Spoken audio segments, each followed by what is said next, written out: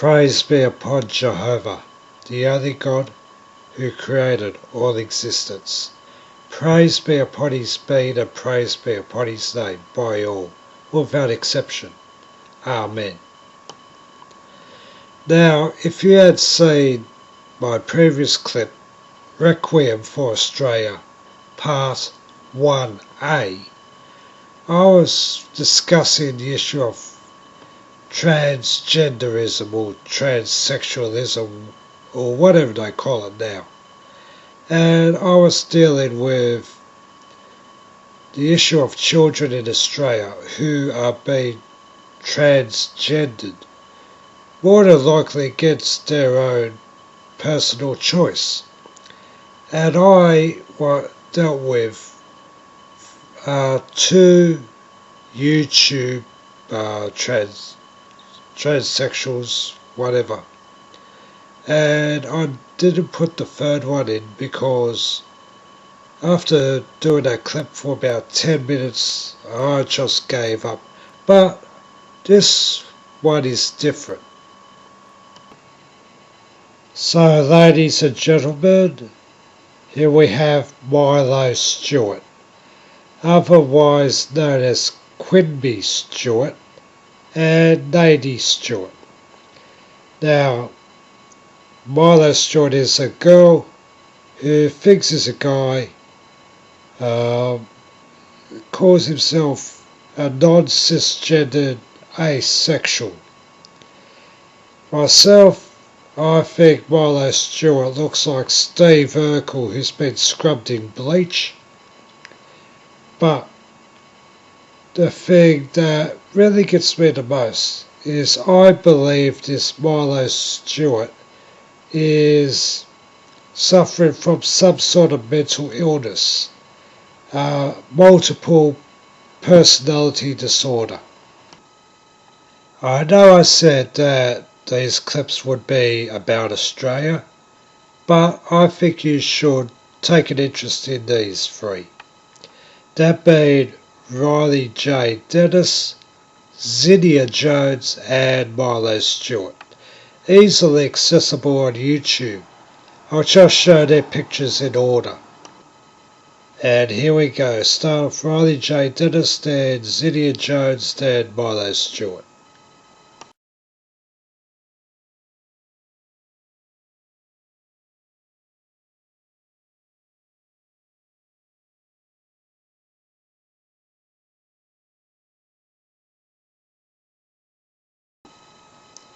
Now let's do a comparison between the three and see where we end up.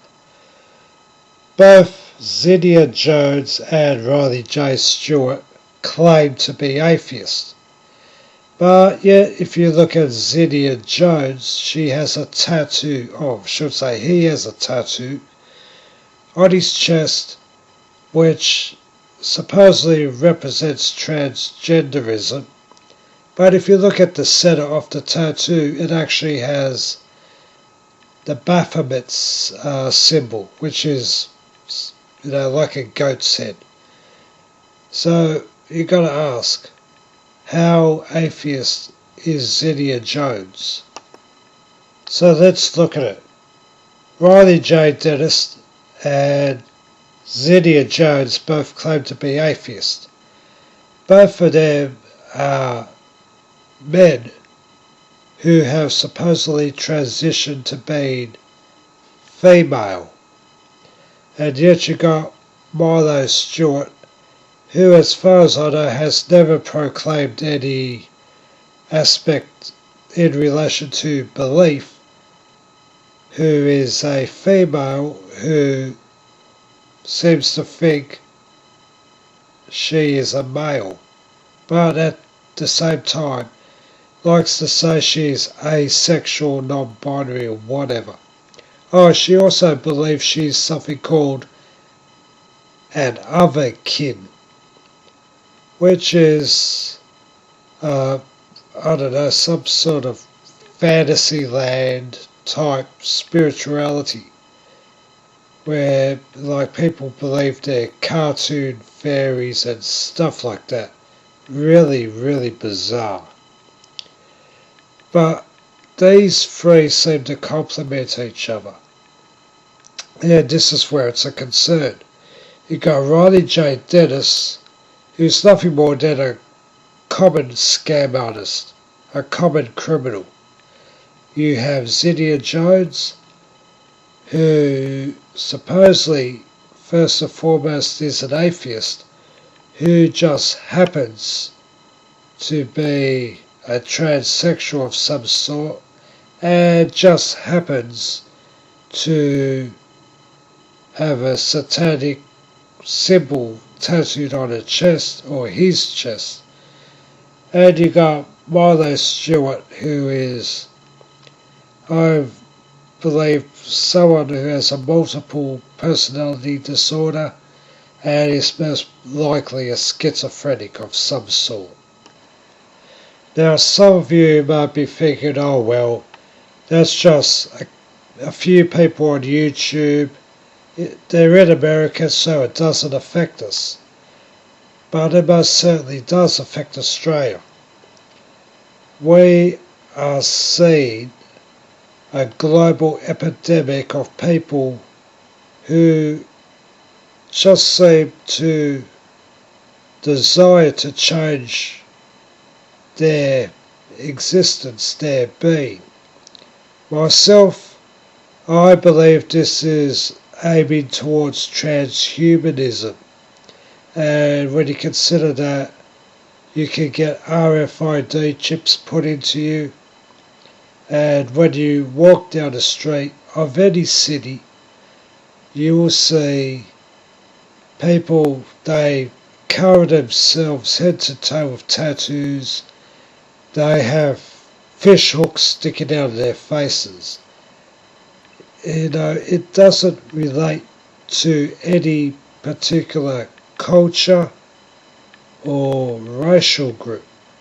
It's just mutilation done under the guise of art, beauty, when it's quite the opposite.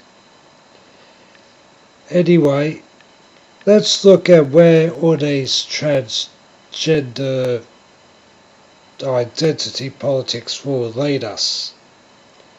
Myself, I believe this is leading towards I suppose you'd say, the decriminalisation of pedophilia. I know some of you might be thinking, oh, I'm pushing it too far. But you should remember, the first Australian state to legalise homosexuality was New South Wales in 1985. And since then, every state and territory has done the same. When you consider what was illegal 30 years ago compared to now, it's not really such a big target to aim at. You should just consider it. The Australian Green Party wants to lower the age of consent to 12. You've also got the Safe Schools program, which is somewhat federal, which wants to bring the likes of transvestites, transsexuals, all manner of people into kindergartens. That's where it starts off. And in New South Wales, we've got a boy who is aged 4 who supposedly wants to turn into a girl. So if you can get children to question and investigate their own sexual identity, then what protection would they be entitled to? So let me bounce these pictures off you. The first one is a cartoon, which gives quite a realistic picture of what will happen, and indeed is coming to fruition in the United States, and is probably being implemented in Australia now. The second picture is a screenshot. Go to YouTube and in their search bar just type in Transgender Children Australia. The third picture is a picture I picked up off masterchan.org, which is supposedly an open bulletin board, an open forum, and you will see these things. Probably not so much now, because Master Chan was kicked off their Dutch server and apparently relocated to Sweden because of all the child pornography that was being spammed on the forum.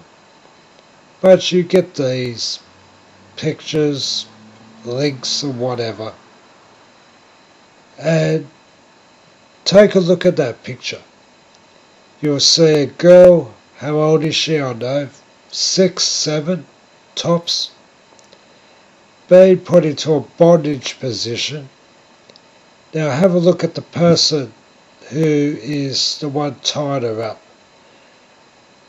There's only two possibilities. Either it's some transgender faggot, or it's just an ordinary female who most likely is the mother. And indeed, when you look at all of the transgender children, especially the boys, you will find that their mothers are the ones who are pushing this the most. And indeed, the latest fashionable predator to hit the pedophile scene is in fact the pedo mum. Women who like having sex with children, but their main target is young girls. They're lesbian pedophiles, essentially. You know, would they be lesbian in this aspect if it wasn't young girls they were targeting? Probably not. It's really about power.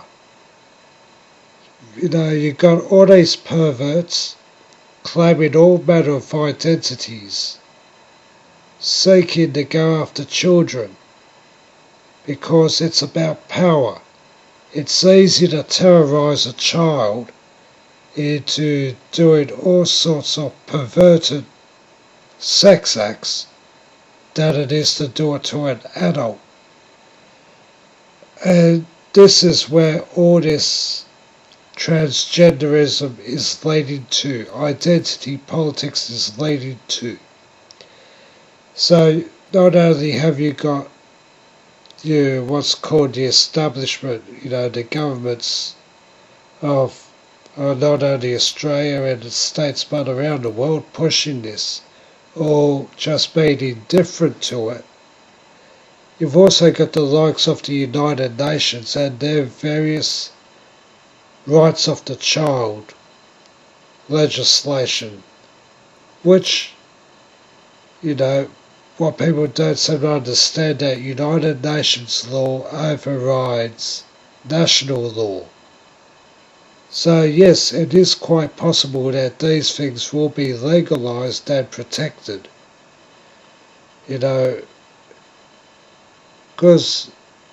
by default, getting children to identify as the opposite gender, to make sexual decisions, basically puts them in an adult position. And if they are in an adult position, why shouldn't they be protected and legalised, in all their relationships? Make no doubt, the state is seeking to appoint itself the owner of children. And, you know, I say this to Australians, I say this to the world. We are dealing with something huge. Anyway, I'll just leave it at this for the time being. But I believe I've given you enough for you to certainly be interested and concerned about. This can only go bad if you do nothing to oppose it.